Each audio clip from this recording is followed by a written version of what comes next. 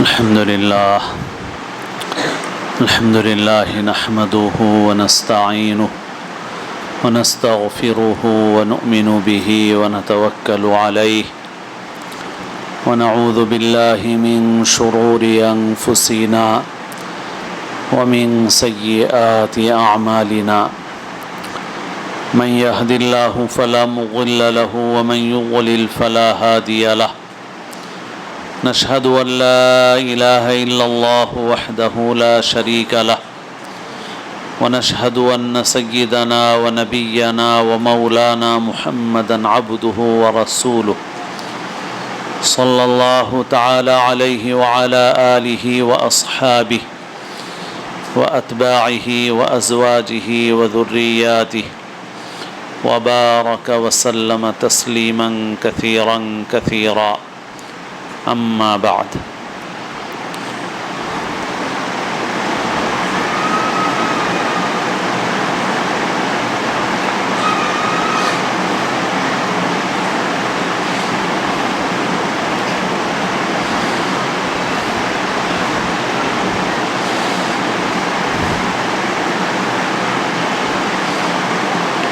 قابل احترام بزرگوں، عزیز دوستوں، عزیز طلباء، پردے سے سننے والی دینی بہنیں، اللہ تعالیٰ نے اس دنیا میں بہت ساری نعمتیں ہم کو عطا فرمائی ہیں۔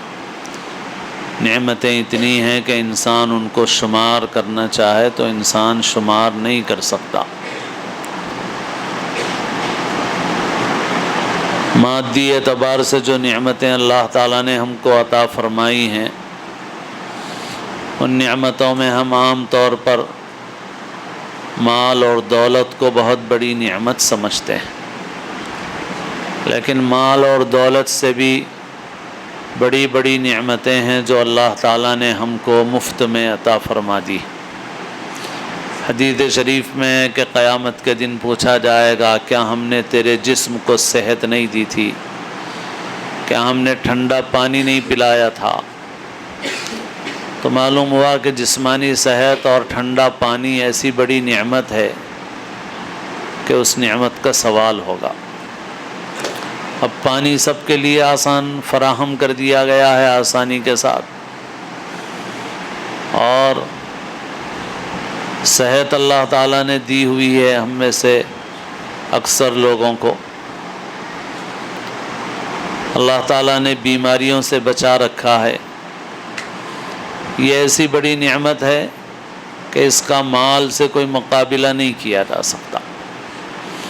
انسان کا اگر کوئی ایک عضو خراب ہو جائے تو انسان اس کے لیے لاکھوں کروڑوں روپے خرچ کرنے کے لیے تیار ہو جاتا ہے۔ اگر انسان کی آنکھ خراب ہو جائے تو انسان ایک آنکھ کو اپنی صحیح رکھنے کے لیے اپنی استطاعت کے مطابق بڑی سے بڑی رقم خرچ کرنے تیار ہو جاتا ہے۔ کوئی 10 لاکھ خرچ کرنے تیار ہوتا ہے، کوئی 20 لاکھ خرچ کرتا ہے، کوئی 1 کروڑ خرچ کرتا ہے، اور بڑی بڑی رقمیں خرچ کرتے ہیں۔ مالدار لوگ ہیں تو بیرون ملک جا کے علاج کرائیں گے، امریکہ جا کے علاج کرائیں گے، کروڑوں روپے خرچ کریں گے، بھئی ہماری آنکھ صحیح رہے۔ خدا نخواستہ گردے خراب ہو جائیں تو انسان بہت خرچ کرتا ہے۔ اللہ تعالیٰ سب کی حفاظت فرمائیں۔ یہ بیماری تو ایسی ہے کہ انسان بالکل قلاش ہو جاتا ہے، پیسے سارے خرچ ہو جاتے ہیں، مگر انسان کو صحت عام طور پہ نہیں ملتی اس میں۔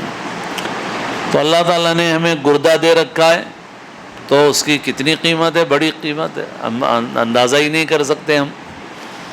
اللہ تعالیٰ نے ہم کو ہاتھ پیر صحیح سلامت دیے ہیں، جسمانی صحت دی ہے۔ حدیث شریف میں ہے کہ جو آدمی اس حال میں صبح کرے کہ وہ اپنی جھونپڑی میں، اپنے چھوٹے سے گھر میں امن و امان کے ساتھ ہو، اور اس کے جسم میں کوئی بڑی بیماری نہ ہو، اور اس کے پاس ایک دن کے کھانے پینے کا سامان ہو، فَكَأَنَّمَا حِيزَتْ لَهُ الدُّنْيَا بِحَذَافِيرِهَا، تو یوں سمجھو اسے پوری دنیا ملی ہوئی ہے، کیونکہ دنیا میں سے انسان اس کے سوا اور کچھ نہیں استعمال کرتا۔ ایک دن کی روزی ملی ہوئی ہے، بس ختم. آج کی روزی ملی ہوئی ہے، امن و امان ہے، جسم میں صحت ہے، 3 چیزیں ہیں، ختم. آمیناً فی سربہ معافاً فی جسدہ وعندہ قوت یومہ. بس 3 چیزیں ملی ہوئی ہیں، سمجھو اس کو پوری دنیا ملی ہوئی ہے. ہاں، تو انسان کو یہ جو ملی ہوئی ہے نعمتیں، یہ اس کی بہت بڑی قیمت ہے. انسان ان نعمتوں کا شکر نہیں ادا کر سکتا. ایسے ہی انسان کو اللہ تعالیٰ نے عقل اور سمجھ دی ہے، یہ بھی بہت بڑی نعمت ہے.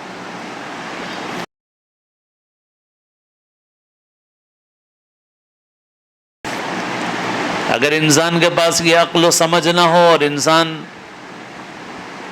دماغی اعتبار سے معذور ہو جائے تو ساری نعمتیں بیکار ہو جاتی ہیں، ساری نعمتیں بیکار ہو جاتی ہیں.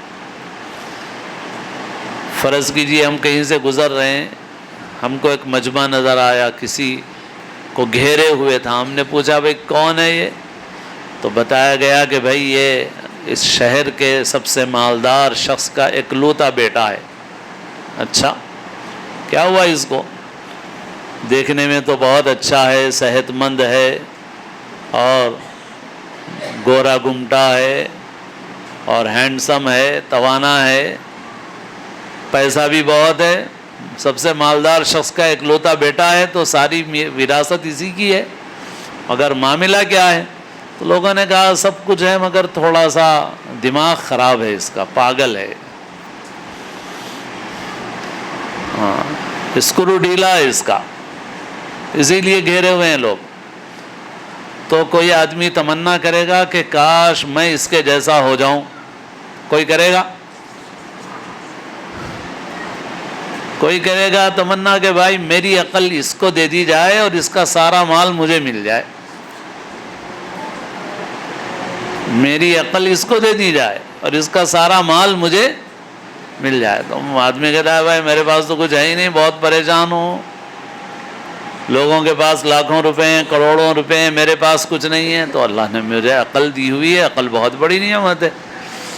اب آدمی یہ تمنا نہیں کرتا، اس کی خواہش نہیں کرتا کہ بھائی میری عقل اس کو دے دی جائے، اس کا مال مجھے مل جائے. آدمی کہتا ہے نہیں بھائی، اس مالداری سے تو یہ فقر و فاقہ ہی اچھا ہے، اس مالداری سے تو ایسا فقر و فاقہ ہی اچھا ہے.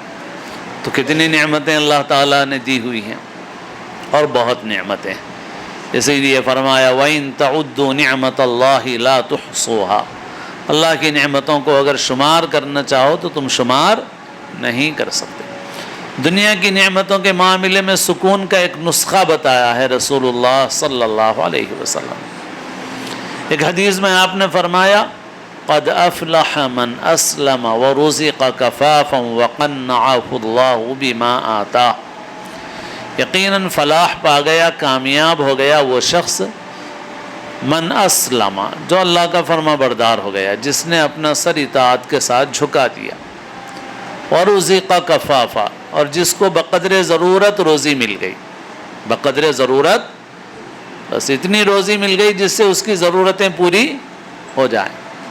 وَقَنَّعَهُ اللَّهُ بِمَا آتَاهُ، اور جو ملا ہوا ہے اس پر اللہ تعالیٰ نے اسے قناعت دے دی، دل کا اطمینان دے دیا، جو ہے اس پر مطمئن ہوں، قانع ہوں. تو اسلام مل گیا، اسے بقدر ضرورت روزی مل گئی، قناعت مل گئی. تو فرمایا قد افلح، وہ آدمی کامیاب ہے، بس ختم، وہ آدمی کامیاب ہے. قناعت، اللہ نے جو نعمتیں دی ہیں اس پر اطمینان. حرص سے انسان ہمیشہ پریشان رہتا ہے، کیونکہ حرص جو ہے اس کی کوئی حد ہی نہیں، ختم ہوتی ہی نہیں. علماء نے جیسے کبر کو ام الامراض کہا ہے، حرص کو بھی ام الامراض کہا. بلکہ کبر بھی جو ہے حرص کا ایک شعبہ ہے. حرص دونوں قسم کی ہوتی ہے، ایک مال کی حرص، ایک جاہ کی حرص. تو جاہ کی حرص وہ تکبر ہے، تو مال کی حرص بھی بری ہے اور جاہ کی حرص بھی بری. جاہ کی جو حرص ہے اس سے تکبر پیدا ہوتا ہے، مال کی حرص میں انسان مال کے پیچھے لگتا ہے. تو حرص جو ہے وہ بس اس کا کنارہ نہیں ہے، کتنا ہی ملے آدمی کو، اور مل جائے اور ملے اور ملے، پھر اس میں آدمی حلال حرام جائز ناجائز کی تمیز نہیں کرتا، بس ملتا رہے ملتا رہے ملتا رہے۔ تو یہ پریشانی کا راستہ ہے۔ سکون و اطمینان کا راستہ قناعت کا راستہ ہے۔ ایسے ہی اللہ کے رسول صلی اللہ علیہ وسلم نے فرمایا کہ دنیا کے معاملے میں اپنے سے نیچے والے کو دیکھو تو اللہ کی نعمتوں کو حقیر نہیں سمجھو گے، ناشکری نہیں ہوگی۔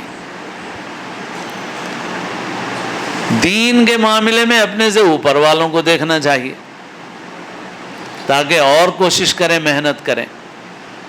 مگر ہمارا معاملہ یہ ہے کہ ہم لوگ دنیا کے معاملے میں اپنے سے اوپر والوں کو دیکھتے ہیں اور دین کے معاملے میں اپنے سے نیچے والوں کو دیکھتے ہیں۔ دنیا کے معاملے میں اپنے سے اوپر والوں پہ نظر ہے، تو جس کی وجہ سے ہر وقت فکر ہے، مال اور کمانے کی پریشانی ہے، حرص ہے، اور مل جائے اور مل جائے، کیونکہ آدمی اوپر والوں کو دیکھ رہا ہے۔ ارے بھائی اس کے پاس کار ہے، میرے پاس کار نہیں ہے، اس کے پاس بنگلہ ہے، میرے پاس بنگلہ نہیں ہے۔ کار مل جائے، بنگلہ مل جائے تو پھر اور مزید قیمتی کار کی فکر ہے کہ بھئی یہ 10 لاکھ کی کار ہے اور 50 لاکھ کی کار ہونا چاہیے۔ 50 لاکھ کی مل جائے تو ارے بھئی 50 لاکھ کی 1 کروڑ کی ملنا چاہیے، 1 کروڑ کی ملے تو 5 کروڑ کی ملنا چاہیے۔ بس آدمی اپنے سے اوپر دیکھ رہا ہے، اوپر دیکھ رہا ہے تو ناشکری میں اور حرص میں مبتلا ہوتا جا رہا ہے۔ دین کے معاملے میں اپنے سے اوپر والے کو دیکھنا چاہیے مگر نیچے والے کو دیکھ رہے ہیں۔ ہم سمجھ رہے ہیں صاحب ہم اچھے ہیں، بہت سوں سے اچھے ہیں ہم، بہت سے لوگ نماز نہیں پڑھتے، ہم نماز پڑھتے ہیں، بہت سے لوگ اتنا بھی نہیں کرتے، ہم اتنا تو کر رہے ہیں۔ تو دین کے معاملے میں اپنے سے اوپر والوں کو دیکھو تاکہ اپنی کمی کا احساس ہو اور مزید کی فکر ہو۔ تو بہرحال اللہ تعالیٰ نے بہت نعمتیں اس دنیا میں مادی اعتبار سے، معنوی اعتبار سے، حصی معنوی بے شمار نعمتیں اللہ تعالیٰ نے عطا فرمائی ہیں، لیکن ان ساری نعمتوں سے بڑھ کے جو سب سے بڑی نعمت ہے وہ ایمان اور ہدایت کی نعمت ہے جو اللہ تعالیٰ نے ہم کو عطا فرمائی ہے۔ ایمان اور ہدایت کی نعمت سب سے بڑی نعمت ہے۔ کل جمعہ میں بھی اپنی مسجد میں عرض کیا میں نے کہ ہدایت کی نعمت کی مثال کیسی ہے؟ ایسی ہے جیسے انسان کسی راستے پر شاہراہ پر چل رہا ہے۔ جیسے اب ہمارے زمانے میں بڑے بڑے جو ہے وہ ہائی وے بن گئے ہیں، شاندار آؤٹر رنگ روڈ بن گئی ہے اور 4 ٹریک 6 ٹریک سڑکیں بن گئی ہیں، اور پھر اس میں جو ہے جگہ جگہ ایگزٹ ہیں، اور جہاں آدمی تھوڑی سی غلطی کرتا ہے تو پھر آدمی کو میلوں جانا پڑتا ہے، آدمی اپنے راستے سے اپنی منزل سے دور ہو جاتا ہے، اور اس مصرعے کا مصداق ہو جاتا ہے کہ لمحوں نے خطا کی تھی صدیوں نے سزا پائی۔ تو صدیوں والا تو نہیں ہوتا مگر گھنٹوں والا تو معاملہ ہو جاتا ہے۔ لمحے 2 لمحے کی چوک ہوتی ہے اور کئی گھنٹے انسان کے خراب ہو جاتے ہیں کہ صاحب راستے سے دور ہو گیا۔ تو آپ فرض کرو ایک راستہ ہے، اس راستے کے اوپر لوگ چل رہے ہیں، ان سارے لوگوں کو اپنی منزل اپنے وطن پہنچنا ہے۔ وطن میں ان کا گھر بھی ہے، اعزاء اقارب بھی ہیں، نوکر چاکر بھی ہیں، مال اور جائیداد بھی ہے، کھانے پینے کا سامان بھی ہے، راحت کے سارے اسباب وہاں پر موجود ہیں، اور راستہ ہے، اس راستے سے چل کے اپنی منزل اپنے وطن پہنچنا ہے۔ لیکن اس راستے کے دائیں بائیں چھوٹے چھوٹے راستے ہیں، ایگزٹ ہیں بہت سے، جو غلط فہمی میں ڈالنے والے ہیں، بھٹکانے والے ہیں، جہاں انسان کنفیوز ہو جاتا ہے، جہاں انسان غلط فہمی میں مبتلا ہو جاتا ہے، بھٹک جاتا ہے، اس کی غلط رہنمائی کے اندیشے ہیں۔ اللہ کے رسول صلی اللہ علیہ وسلم نے ایک مرتبہ آپ نے ایک لکیر کھینچ کر بھی مثال بتائی کہ یہ سیدھا راستہ ہے اور دائیں بائیں بہت سی لکیریں کھینچی آپ نے کہ یہ بہت سارے گمراہی کے راستے ہیں۔ تو ابھی اس راستے پر لوگ چل رہے ہیں، اپنی منزل پہ پہنچنا ہے، لیکن دائیں بائیں جو راستے نکل رہے ہیں یہ راستے منزل تک نہیں جاتے یہ، اور راستے دیکھنے میں بڑے اچھے ہیں، بڑے شاندار ہیں، مگر وہ منزل تک نہیں جاتے۔ کوئی راستہ کسی جنگل میں جاتا ہے، کوئی کسی دلدل میں جاتا ہے، کوئی کسی دریا سمندر کی طرف جاتا ہے، کوئی کسی ایسی جگہ جاتا ہے جہاں پر ڈاکو، رہزن، قاتل، بدماش ڈاکو رہتے ہیں، وہاں جاتا۔ اب ایک آدمی اس راستے سے نکل کے دائیں بائیں کے راستوں میں چلا گیا، اور وہ بظاہر بڑے عیش و آرام میں ہے، گاڑی بھی اس کی شاندار ہے، کھانے پینے کا توشہ بھی بہت ہے، ساز و سامان بھی بہت ہے، مگر وہ جہاں جا رہا ہے وہ منزل نہیں ہے۔ وہ آگے جائے گا تو کوئی جنگل ملے گا جہاں درندے اسے چیر پھاڑ کے اس کے ٹکڑے ٹکڑے کر دیں گے، اس کے کہیں ڈاکو ہیں جو اس کو قتل کر کے اس کے ٹکڑے ٹکڑے کر دیں گے، اس کا مال اسباب سب چھین لیں گے، کہیں دلدل ہے وہاں جا کے پھنس جائے گا تو مر جائے گا اس میں پھنس گئے۔ اب اگر ان راستوں پہ چلنے والے کار میں ہیں، مال اسباب کے ساتھ ہیں، عیش و آرام میں ہیں، تب بھی یہ ناکام ہے، کیونکہ اس وقت تو ان کو بہت آرام ملا ہوا ہے، مگر انجام ان کا بہت برا ہے۔ اور جو اس سیدھے راستے پہ چل رہا ہے وہ راستہ جو منزل تک پہنچائے گا۔ اب اس راستے پر چلنے والوں میں کوئی کار میں ہے، کوئی سائیکل موٹر پہ ہے، کوئی سائیکل میں ہے، کوئی رکشے میں ہے، کوئی پیدل چل رہا ہے، کوئی لنگڑا ہے لنگڑتے ہوئے چل رہا ہے، کوئی بالکل معذور ہے وہ سرین کے بل گھسٹ کے چل رہا ہے، کسی کے پاس راحت والی سواری ہے اور کسی کے پاس نہیں ہے، کوئی گرمی میں ہے، پسینے میں ہے، شرابور ہے، جا رہا ہے۔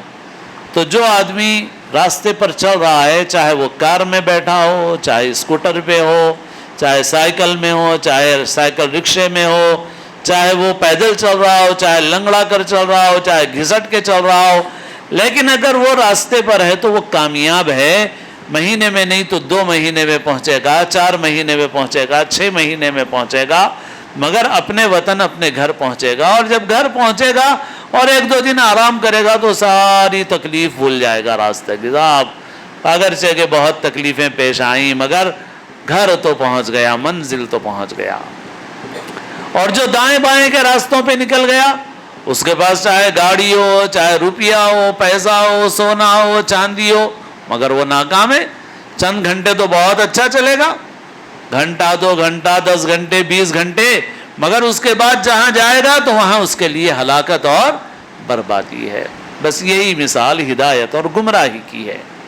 تو جسے اللہ نے اس راستے پر چلنے کی توفیق دی، جو دائیں بائیں کے راستوں میں نہیں نکل گیا، غلط ایگزٹ میں نہیں نکل گیا، بس وہ کامیاب ہے، چاہے کسی حال میں وہ کامیاب ہے۔ وہ مال ہے تو بھی کامیاب ہے، نہیں ہے تو بھی کامیاب ہے، فقر و فاقہ ہے تو بھی کامیاب ہے۔ یہ ایمان اور ہدایت کی نعمت ہے۔ یہ سیدھا راستہ بتانے کے لیے اللہ نے دنیا میں پیغمبر بھیجے، سب سے اخیر میں ہمارے نبی حضرت محمد مصطفیٰ صلی اللہ علیہ وسلم اس دنیا میں تشریف لائے۔ آپ نے جو راستہ بتایا وہ ہدایت کا راستہ ہے، ایمان کا راستہ ہے، منزل تک پہنچانے والا راستہ ہے۔ آپ کا اس دنیا میں تشریف لانا اللہ تعالیٰ کی بہت بڑی نعمت ہے۔ اسی لیے قرآن مجید میں اللہ تعالیٰ نے فرمایا لَقَدْ مَنَّ اللَّهُ عَلَى الْمُؤْمِنِينَ اِذْ بَعَثَ فِيهِمْ رَسُولًا، اللہ نے ایمان والوں پر احسان فرمایا کہ ان کے درمیان رسول مبعوث فرمایا۔ اللہ تعالیٰ، یہ اللہ تعالیٰ کا بہت بڑا احسان ہے۔ حضور کی اس دنیا میں تشریف آوری اللہ تعالیٰ کی بہت بڑی نعمت ہے۔ اس نعمت ایمان، نعمت ہدایت کا ذکر سورہ فاتحہ میں بھی ہے۔ اللہ تعالیٰ نے اسی نعمت کا سوال کرنا سکھایا ہے سورہ فاتحہ میں۔ سورہ فاتحہ میں ایک ہی دعا ہے، 2 دعائیں نہیں ہیں۔ وہ ایک دعا ہے اہدنا الصراط المستقیم، اے اللہ صراط مستقیم کی ہدایت عطا فرمائیے۔ دوسری کوئی دعا نہیں بتائی گئی ہے اس کے اندر۔ اگر ہدایت سے بڑی کوئی اور نعمت ہوتی تو سورہ فاتحہ میں اس کے مانگنے کا طریقہ بتایا جاتا۔ تو بہرحال اس نعمت ایمان اور نعمت ہدایت کا ذریعہ اور وسیلہ جناب محمد الرسول اللہ صلی اللہ علیہ وسلم۔ اس لیے آپ کی تشریف آوری مسلمانوں کے لیے اور پوری انسانیت کے لیے اللہ تعالیٰ کا بہت بڑا احسان ہے، اللہ تعالیٰ کی بہت بڑی نعمت ہے۔ نعمت کا صحیح شکر ادا کرنا چاہیے۔ صحیح شکر ہے نعمت کی قدر کرنا، نعمت کی قدر کرنا۔ اگر کوئی آدمی نعمت کی صحیح قدر اور اس کا صحیح استعمال نہ کرے تو یہ شکر نہیں ہے۔ سر پہ پہننے کے لیے امامہ دیا جائے، آدمی اس قیمتی امامے کی لنگی بنا لے،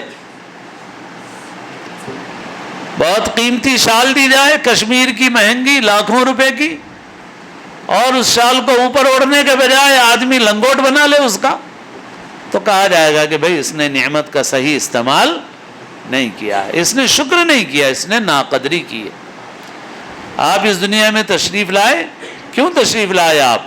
تاکہ آپ ہمیں اندھیروں سے نکال کر روشنی کی طرف لائیں، نور کی طرف لائیں، من الظلمات الی النور۔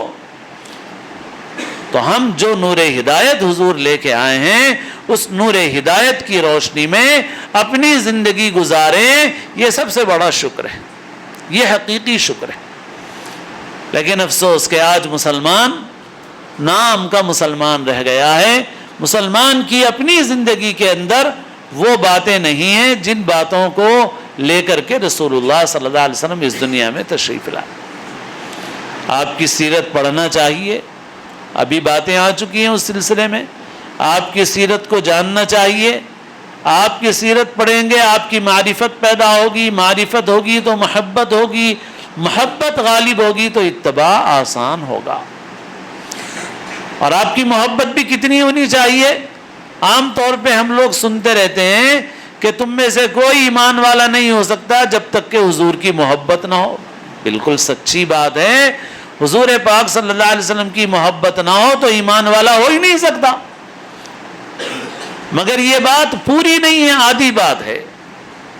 پوری بات یہ ہے، یعنی ہم لوگ عام طور پہ یہ مضمون سنتے رہتے ہیں تو اس سے ہم یہ سمجھتے ہیں کہ اگر حضور کی محبت نہ ہو تو ایمان نہیں ہے۔ تو بات صحیح تو ہے مگر بات پوری نہیں ہے۔ بات صحیح تو ہے مگر آدھی بات ہے، پوری بات نہیں ہے۔ پوری بات کیا ہے؟ پوری بات یہ ہے کہ جب تک حضور کی محبت ساری محبتوں سے زیادہ نہ ہو ایمان والا نہیں ہو سکتا۔ یہ اس لیے حدیث میں یہ نہیں فرمایا کہ تم میں سے کوئی ایمان والا نہیں ہوگا جب تک کہ اس کے دل میں حضور کی محبت نہ ہو، بلکہ یہ فرمایا لا یؤمن احدکم حتی اکون احب الیہ من والدہ وولدہ والناس اجمعین۔ تم میں سے کوئی ایمان والا نہیں ہو سکتا یہاں تک کہ میں اس کے نزدیک اس کے والدین سے زیادہ، اس کی اولاد سے زیادہ اور تمام انسانوں سے زیادہ محبوب نہ بن جاؤں۔ یعنی یہ فرمایا کہ کوئی کامل ایمان والا نہیں ہو سکتا جب تک کہ میری محبت ماں باپ کی محبت سے زیادہ نہ ہو، اولاد کی محبت سے زیادہ نہ ہو، تمام انسانوں کی محبت سے زیادہ نہ ہو۔ اب یہ معلوم کب ہوگا؟ معلوم اس وقت ہوگا جب کہ ایک کی محبت دوسرے کی محبت سے ٹکرائے گی، تب پتہ چلے گا کہ دل میں محبت کس کی زیادہ ہے۔ جب مقابلہ ہوتا ہے تب معلوم ہوتا ہے کہ محبت دل میں کس کی ہے۔ حضرت ابوبکر صدیق رضی اللہ عنہ کے ایک بیٹے تھے جو شروع میں مسلمان نہیں ہوئے تھے، بہت بعد میں مسلمان ہوئے۔ تو جنگ بدر میں وہ بھی شریک تھے، مگر کس کی طرف سے؟ کافروں کی طرف سے۔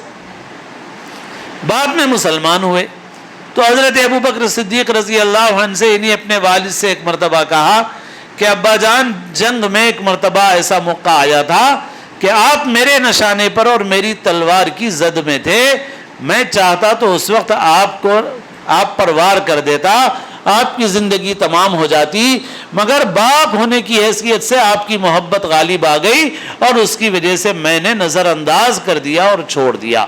تو حضرت ابوبکر صدیق رضی اللہ عنہ نے فرمایا کہ بیٹا یہ تیرے کفر کی کمزوری تھی، اگر تو میری تلوار کی عزت پہ آ جاتا تو تو نہ بچتا، میں تجھے نہ چھوڑتا۔ ایک مرتبہ غزوہ بنی المصطلق میں کچھ واقعات پیش آئے اور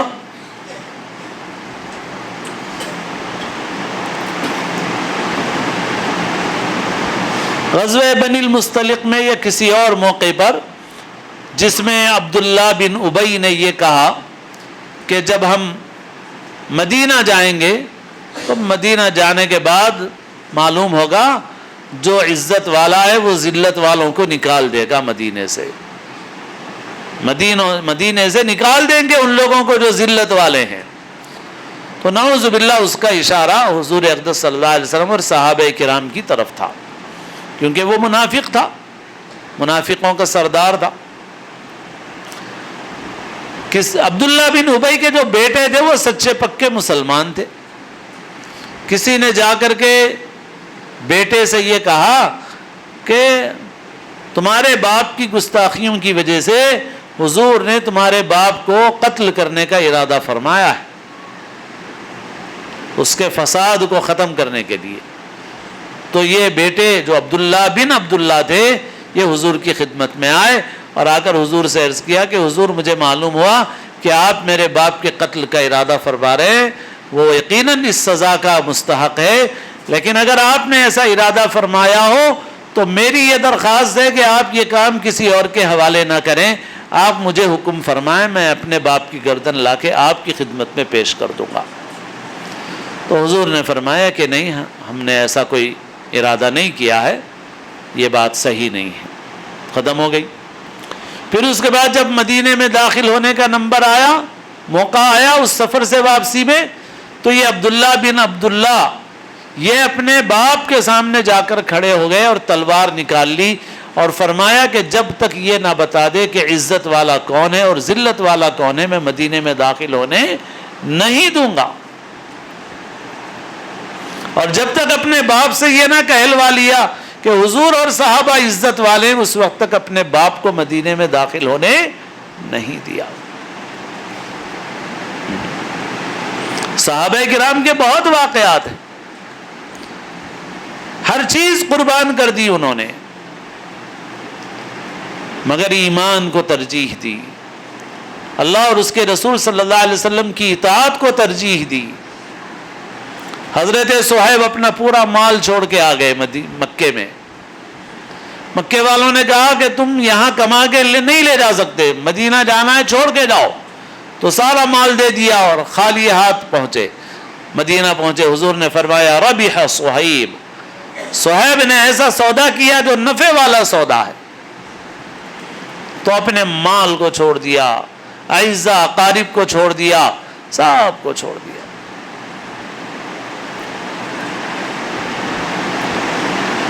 تو حضور کی محبت کیسی ہونی چاہیے؟ حضور کی محبت ایسی جو تمام محبتوں پہ غالب آ جائے، تمام محبتوں پہ غالب آ جائے، اور اپنی مرضی کو انسان چھوڑ دے اور حضور کی جو مرضی ہے اس کو پورا کرے۔ اللہ کے رسول صلی اللہ علیہ وسلم کو دیکھ کر صحابہ کا جی چاہتا تھا کہ کھڑے ہو جائیں، اور ظاہر ہے کہ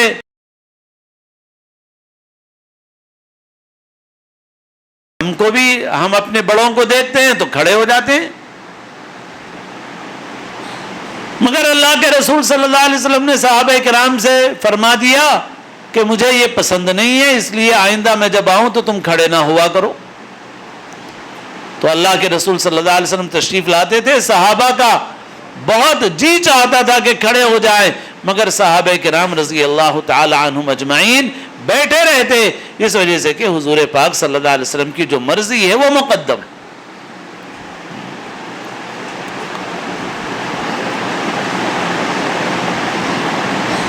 اللہ کے رسول صلی اللہ علیہ وسلم ایک مرتبہ مدینے سے گزر رہے تھے، ایک مکان دیکھا جو گنبد کی طرح بنا ہوا تھا۔ حضور پاک صلی اللہ علیہ وسلم نے پوچھا یہ کس کا مکان ہے؟ لوگوں نے بتایا فلاں صحابی کا مکان ہے۔ حضور نے کچھ نہیں فرمایا۔ وہ صاحب مجلس میں آئے، بعد میں سلام کیا تو حضور نے کوئی جواب نہیں دیا، تغافل اختیار فرمایا، یعنی انجان بن گئے، دوسری طرف متوجہ ہو گئے۔ انہوں نے ادھر سے سلام کیا، حضور نے ادھر رخ کر لیا. پھر انہوں نے ساتھیوں سے پوچھا کہ کیا بات ہے، آج اللہ کے رسول صلی اللہ علیہ وسلم نے میرے سلام کا جواب نہیں دیا. تو ساتھیوں نے بتایا کہ حضور تمہارے گھر کے پاس سے گزرے تھے اور دیکھ کر پوچھا تھا کہ یہ مکان کس کا ہے. تو سمجھ گئے کہ حضور کو یہ مکان پسند نہیں آیا اور اسی وجہ سے حضور نے میرے سلام کا جواب نہیں دیا.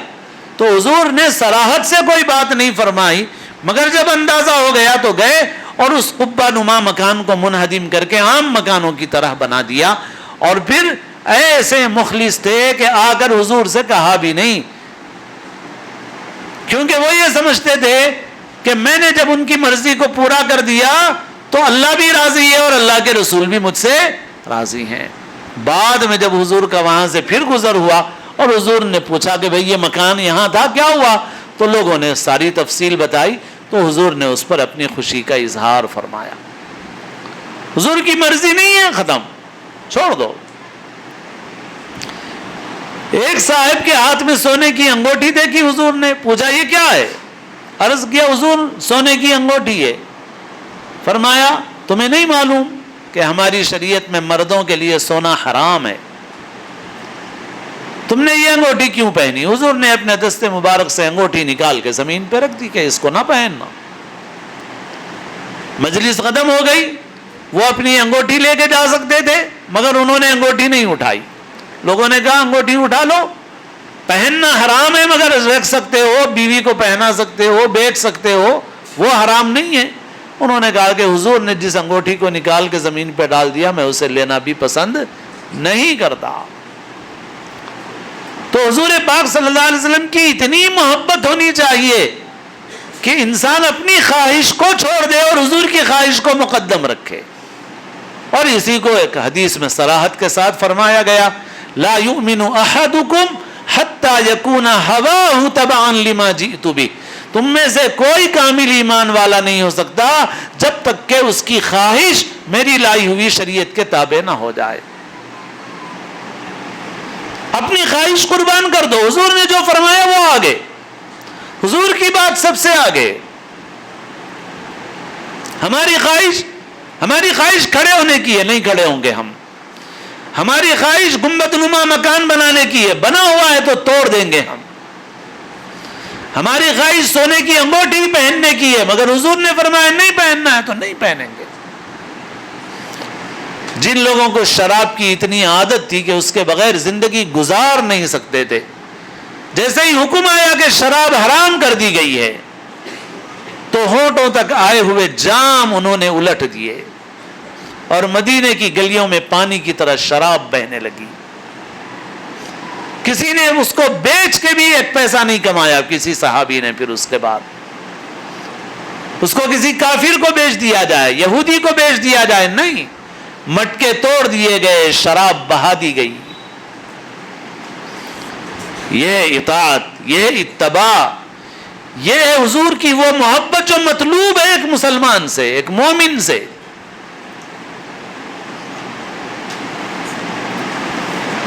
ہم اپنی زندگیوں کا جائزہ لیں، کیسی ہیں ہماری زندگیاں.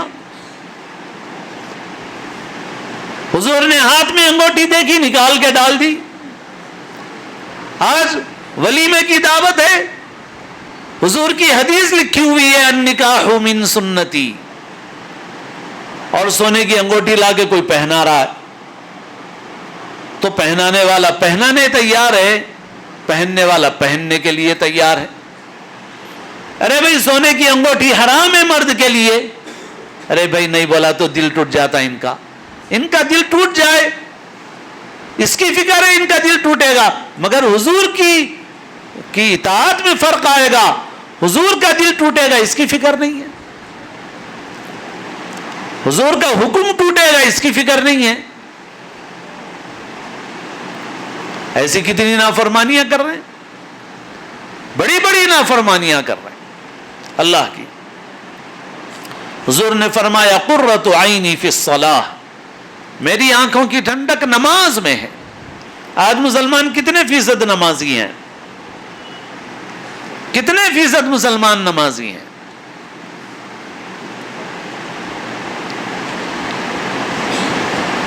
ایک بزرگ شاہ عبد الغنی صاحب پھول پوری رحمۃ اللہ علیہ گزرے ہیں، فرماتے تھے حضرت اگر مسلمان صرف 51% نمازی بن جائیں، 51% خالی،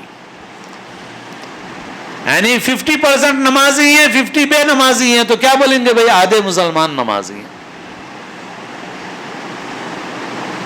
چلو 90% نہ صحیح، 70-80% نہ صحیح، 60% نہ صحیح، 51%، 51% کم از کم قسم کھانے کو تو رہے کہ مسلمانوں کی زیادہ تعداد نماز پڑھتی ہے، اتنا بولنے کو تو رہے۔ تو بزرگ فرماتے تھے صرف 51% نمازی بن جائیں، یعنی 50 نمازی 50 بے نمازی، تو 1% نمازیوں میں آ جائے بے نمازیوں میں سے، اور 51% نمازی ہو جائیں، وہ کہتے تھے میں ذمہ لیتا ہوں کہ مسلمانوں کے حالات تبدیل ہو جائیں گے۔ مگر کتنے فیصد مسلمان نمازی ہیں بھائی؟ ایک صاحب بولے مجھے کہ میں ایک ایسے محلے میں رہتا ہوں جہاں 100% نہیں 200% مسلمان بول سکتے، مگر ہمارے محلے میں فجر کی نماز میں امام صاحب کے پیچھے صرف 6 نمازی رہتے ہو، رات بھر بیٹھ کے چبوتروں پر باتیں کرتے رہتے اور اذان ہوتے ہی اٹھ کے گھروں میں چلے جاتے، مسجد نہیں آتا کوئی۔ فجر کی نماز میں دیکھو تو مسجد خالی ہے، پورا محلہ مسلمانوں کا ہے، مگر امام صاحب کے پیچھے 6 نمازی ہیں۔ کیسی محبت ہے حضور سے، کیسا تعلق ہے ہمارا، کیسے مسلمان ہیں ہم۔ تو میرے دوستو، حضور کی اس دنیا میں تشریف آوری اللہ تعالیٰ کی بہت بڑی نعمت ہے، اور اس نعمت کا شکر یہ ہے کہ آپ کے لائے ہوئے طریقے کی پیروی کی جائے، جو نور ہدایت آپ لے کے آئے ہیں اس کی روشنی کے مطابق زندگی گزاری جائے، آپ کی محبت اتنی ہو کہ تمام محبتوں پہ غالب آ جائے، سب کی محبتوں پہ حضور کی محبت غالب۔ مگر آج ہمارے گھروں میں شادی بیاہ میں اور موقعوں سے ہم سب کو راضی کرنا چاہتے ہیں، مگر اللہ اور اس کے رسول صلی اللہ علیہ وسلم کو راضی کرنے کی فکر نہیں ہے۔ ایک بزرگ گزرے ہیں حضرت شاہ یعقوب صاحب مجددی نقشبندی، حیدرآباد میں بھی انہوں نے کئی برس گزارے، پولیس ایکشن سے پہلے کے زمانے میں، پولیس ایکشن سے پہلے کی بات ہے کہ ان دنوں میں کئی برس گزارے۔ وہ اصلاً بھوپال کے تھے، پھر بعد میں بھوپال گئے، اور ان کے والد بھی بڑے شیخ تھے نقشبندی سلسلے کے، تو وہ اپنے والد کے جانشین بنے، پھر بڑے ان سے بڑا فائدہ پہنچا، بڑے علماء بزرگان دین ان سے استفادہ کرتے تھے۔ ان کے ملفوظات کی کتاب ہے صحبت با اہل دل، بڑی شاندار عمدہ کتاب۔ ان کے ملفوظات میں اس زمانے میں کہا انہوں نے، آج کا حال دیکھتے تو پتہ نہیں کیا بولتے تھے، اس زمانے میں انہوں نے کہا کہ آج مسلمان ایسی شادیاں کر رہا ہے کہ گویا اعلان لگا ہوا ہے کہ سب کو آنے کی اجازت ہے، مگر اللہ اور اس کے رسول کو آنے کی اجازت نہیں، نعوذ باللہ۔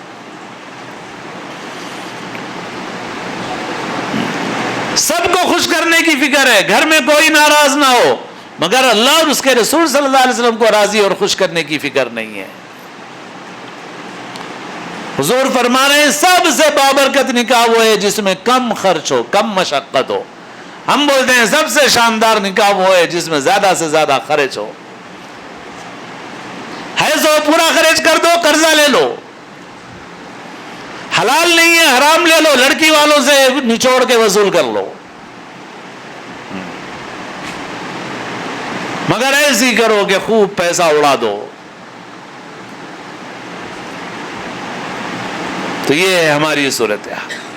اللہ کے رسول صلی اللہ علیہ وسلم کی ایک صفت جو اب مضمون پورا نہیں بیان کروں گا، حضرت موسیٰ علیہ السلام کے سامنے اللہ نے حضور کی سیرت بیان کی، حضور کے آنے سے صدیوں پہلے۔ تو حضور کی سب سے پہلی صفت یہ بیان فرمائی، یأمرہم بالمعروف وینہاہم عن المنکر، امر بالمعروف نہی عن المنکر۔ آج مسلمان اتنا ڈھیلا ہو گیا ہے کہ وہ برائیوں کو دیکھتا ہے مگر اپنی زبان نہیں ہلاتا، کچھ نہیں بولتا، اسی لیے برائیاں پنپ رہی ہیں، پھیل رہی ہیں۔ ہمارا کام ہے ہم اچھی بات بتائیں، بری بات سے روکیں، اور اپنی طاقت بھر کام کریں. اب ایک مثال دیتا ہوں، باقی باتیں بہت ساری ہیں، اور چھوٹی سی چیز کی مثال ایک. حیدرآباد میں شادیوں میں بہت تاخیر، ولیمے میں بہت تاخیر، مسلمان برباد ہیں. غیر مسلم کا شادی خانہ 10 بجے بند ہو جاتا ہے، مسلمان کا 10 بجے شروع ہو کے 2 بجے تک چلتا ہے، 3 بجے تک چلتا ہے. اب عملی طور پہ اصلاح کیسے ہو؟ تو میں دین سے نسبت رکھنے والے حضرات سے بھی عرض کرتا ہوں، اور عوام سے بھی، اور عوام میں بھی ان لوگوں سے بھی جو با اثر ہیں، لیڈر ہوں، سوشل ورکر ہوں، اور اللہ نے انہیں اثر رسوخ دیا ہو. کیا کرو؟ ایک کام کرو، آسان نسخہ طریقہ بتا رہا ہوں میں آپ کو. وہ یہ ہے کہ آپ تقریب جب ہو تو آپ قریب کی مسجد میں عشاء پڑھ لو. عشاء کی نماز پڑھ کے آپ تقریب کی جگہ پہ چلے جاؤ شادی خانے کے پاس، تو آپ کو شادی خانہ خالی ملے گا آج کل کے حالات میں.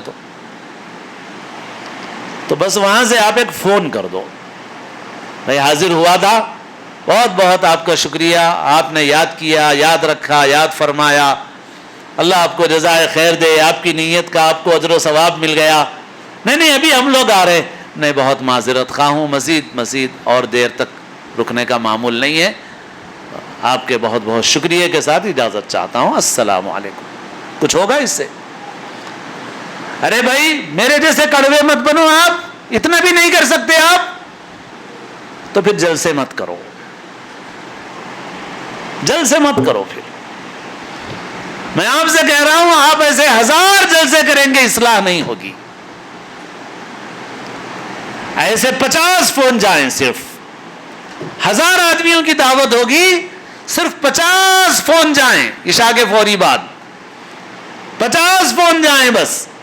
حافظوں کے چلے جائیں، امام صاحب کے چلے جائیں، مولاناؤں کے چلے جائیں، بااثر لوگوں کے چلے جائیں. ارے ہم گئے گزرے ہو گئے. ہمارے ایک دوست ہیں، میرے ہم وطن ہیں، جو ہمارا گاؤں ہے ورنگل، سلاخ پور، مرمامول، وہاں کے ہیں، مگر اب یہاں حیدرآباد میں بڑے انجینئر ہیں، بہت بڑی کنسٹرکشن کمپنی میں ہیں، اور تیلگو بھی بولتے ہیں، انگریزی بھی بولتے ہیں. وضاقتہ کے اعتبار سے بھی کچھ ان سے مطلب یہ ہے کہ کوئی نمایاں نہیں ہے دینی اعتبار سے، اور ان کا سرکل غیر مسلموں کا بھی ہے.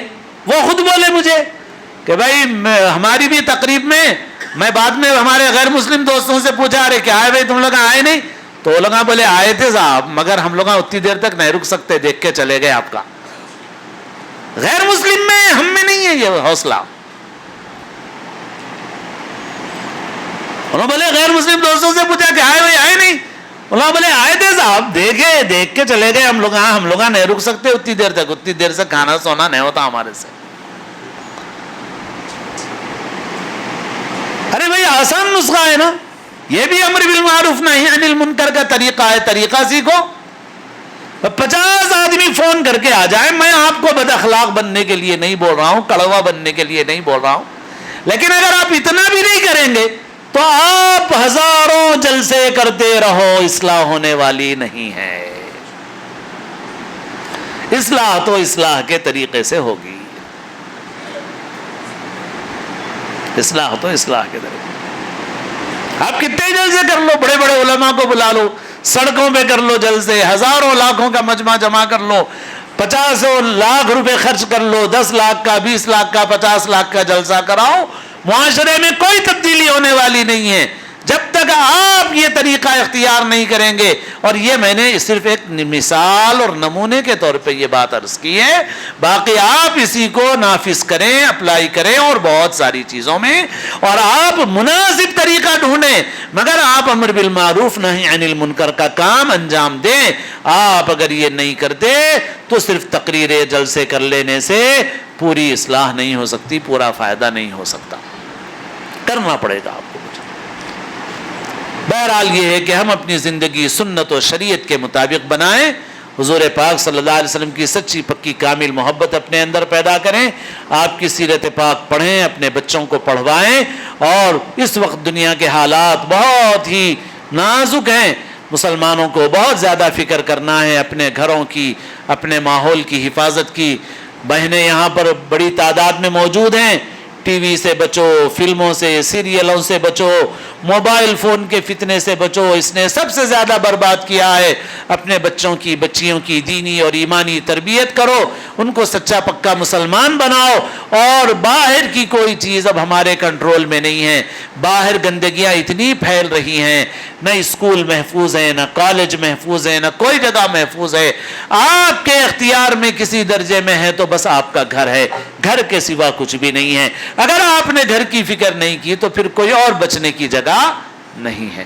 اللہ تعالی ہم سب کو صحیح سمجھ نصیب فرمائے، توفیق عمل نصیب فرمائے۔ وآخر دعوانا ان الحمدللہ رب العالمین۔ حضرت والا کی دعا سے پہلے انعامات تقسیم ہوں گے، ختم قرآن ہوگا حافظ سہیل کا۔ اب میں حافظ محمد سہیل کو دعوت دیتا ہوں کہ وہ آئیں اور آخری رکوع حضرت کے سامنے پیش کریں۔ اعوذ باللہ من الشیطان الرجیم، بسم اللہ الرحمن الرحیم، ان المتقین فی ظلال وعیون وفواکہ مما یشتہون، کلوا واشربوا ہنیئا بما کنتم تعملون، انا كذلك نجزي المحسنين، ويل يومئذ للمكذبين، كلوا وتمتعوا قليلا إنكم مجرمون، ويل يومئذ للمكذبين، وإذا قيل لهم اركعوا لا يركعون، ويل يومئذ للمكذبين، فبأي حديث بعده يؤمنون، صدق اللہ العظیم۔ اب انعامات تقسیم کر دیے جائیں گے، رپورٹ تو بعد میں لیں گے، آپ ذرا جلد بازی نہ کریں، اس کے بعد فوراً سے دعا ہو جائے گی۔ ششماہی امتحان عالمیت میں اول پوزیشن سے کامیاب ہونے والے دوم عربی میں محمد اسحاق ہیں، جلدی جلدی آ جائے۔ دوم پوزیشن حاصل کرنے والے محمد سیف الدین، سوم محمد مجتبیٰ علی ریان، اول عربی الف میں پہلی پوزیشن حاصل کرنے والے شیخ ابراہیم، دوم شیخ عفاس، سوم عبد الرحمن زید، جلدی آ جاؤ بیٹے۔ اول عربی با کے اندر محمد قاسم پہلی پوزیشن، دوسری محمد امین الدین سفیان، تیسری محمد عبد المعیز۔ پہلا ماہانہ امتحان عالمیت، دوم عربی میں پہلی پوزیشن حاصل کرنے والے پہلے ماہانہ امتحان میں محمد صادق، محمد اسحاق دوم پوزیشن،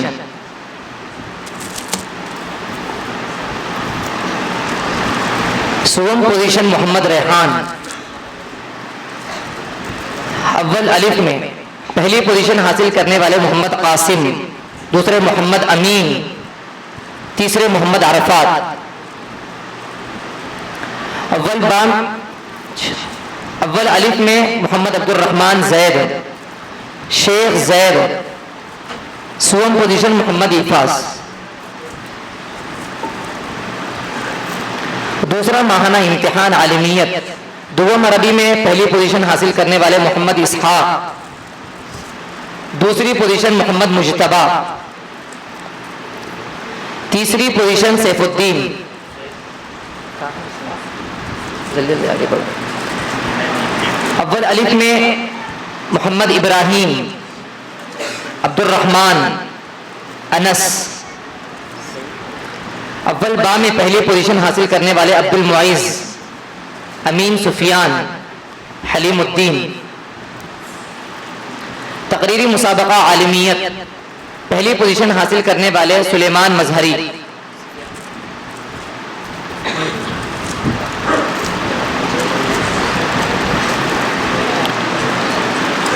تقریری مسابقہ دوم پوزیشن حاصل کرنے والے خالد سیف اللہ محمد اسحاق 2 طلبہ، سوم پوزیشن حاصل کرنے والے محمد عبد الغفار، انگریزی امتحان میں پہلی پوزیشن حاصل کرنے والے ششماہی میں امین الدین سفیان اور دوم امتیازی شیخ ابراہیم، ششماہی امتحان حفظ کے طلبہ میں حفظ الف اول امتیازی محمد تنویر، دوم امتیازی محمد آصف، اول امتیازی محمد تنویر، دوم امتیازی محمد آصف، سوم محمد صحبان، حفظ با میں پہلی پوزیشن حاصل کرنے والے محمد انس، دوم پوزیشن محمد عقیل، سوم پوزیشن شیخ یاسین، پہلا ماہانہ امتحان اول دوم سوم پوزیشن حاصل کرنے والے طلبہ محمد صحبان، محمد عبداللہ، محمد رضوان، دوسرا ماہانہ امتحان محمد ریحان، محمد صحبان، ناظرہ میں ششماہی امتحان میں پہلی پوزیشن حاصل کرنے والے ناظرہ الف میں غلام یزدانی اول پوزیشن، اکرم علی دوم پوزیشن، عبد الرحمن سوم پوزیشن، راستہ دے دے راستہ دے دے۔ ناظرہ با میں پہلی پوزیشن سید عثمان، دوسری پوزیشن محمد عمران، تیسری پوزیشن یاسر علی،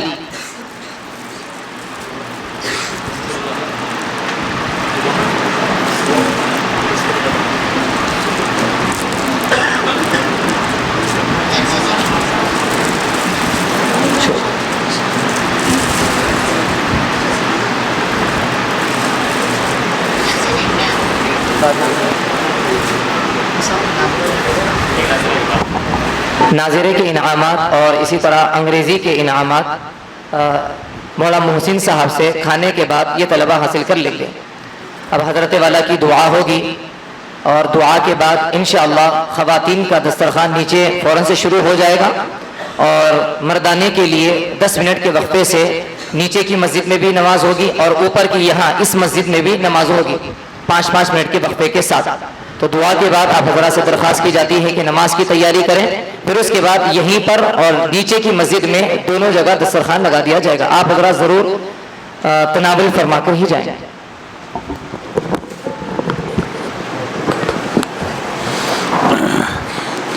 الحمدللہ رب العالمین الرحمن الرحیم مالک یوم الدین والصلاة والسلام علی سید المرسلین یا رب لک الحمد کما ينبغی لجلال وجهک وعظیم سلطانک یا رب صل وسلم دائما ابدا علی حبیبک خیر الخلق کلہم ربنا ظلمنا انفسنا وإن لم تغفر لنا وترحمنا لنكونن من الخاسرین ربنا آتنا فی الدنیا حسنہ وفی الآخرۃ حسنہ وقنا عذاب النار۔ اے اللہ اپنے فضل سے اپنے کرم سے ہم کو اور ہر مومن کو اپنی مغفرت کی نعمت سے سرفراز فرما دیجئے۔ اے اللہ ہمارے اگلے پچھلے چھوٹے بڑے گناہوں کو معاف فرما دیجئے۔ اے اللہ اس جمع ہونے کہنے سننے کو قبول فرمائیے۔ اے اللہ ان بچوں کے طفیل میں، اے اللہ قرآن پاک کے طفیل میں، اے اللہ ان بچوں کی برکت سے، قرآن مجید کی برکت سے، جس کے پڑھنے پڑھانے میں یہ بچے مشغول ہیں، یہ اساتذہ مشغول ہیں، اے اللہ ہم سب کی مغفرت فرما دیجئے۔ اے اللہ ہماری عمر کا جو حصہ غفلت میں معصیت میں گزر گیا محض اپنے کرم سے معاف فرما دیجئے، جو باقی ہے تقوی اور طاعت والی زندگی نصیب فرما دیجئے۔ اے اللہ ہماری اور ہر مومن کی تمام جائز حاجتوں کو، مقاصد کو، مرادوں کو پورا فرمائیے۔